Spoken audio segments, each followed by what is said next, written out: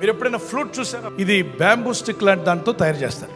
వాటిని అడవిలో దాన్ని కట్ చేసి దాన్ని తీసుకొచ్చి వేడితో కాల్చి ఆ వేడి ద్వారా ఆ కష్టం ద్వారా వెళ్ళినప్పుడు అది కాల్చబడి ఒక ఫ్లూట్గా మార్చబడడానికి దాన్ని హోల్స్ చేస్తారు. అది బాధతోనే వెళ్ళింది, ఇబ్బందితోనే వెళ్ళింది. ఒక రోజు టైం రాగానే అది హెచ్చించబడి ఘనపరచబడి అందరూ వింటున్నప్పుడు అది అద్భుతమైనటువంటి వాయిద్యంగా మారుతుంది.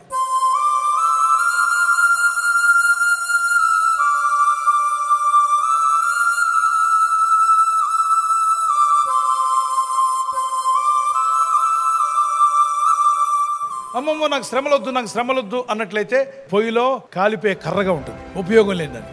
ఈరోజు శ్రమలో వెళ్తున్నావు, కష్టము, బాధ, ఇబ్బందులు, జీవితంలో ఎదురయ్యే ప్రతి సమస్యను చూసి బెదిరిపోకు, దేవునికి దూరంగా వెళ్ళకు. ఎన్నిసార్లు ప్రతికూలమైన పరిస్థితి ద్వారా వెళ్తున్నావో అంతకంటే గొప్ప కార్యాలు దేవుడు జరిగిస్తాడు. Your pains will turn into your blessing.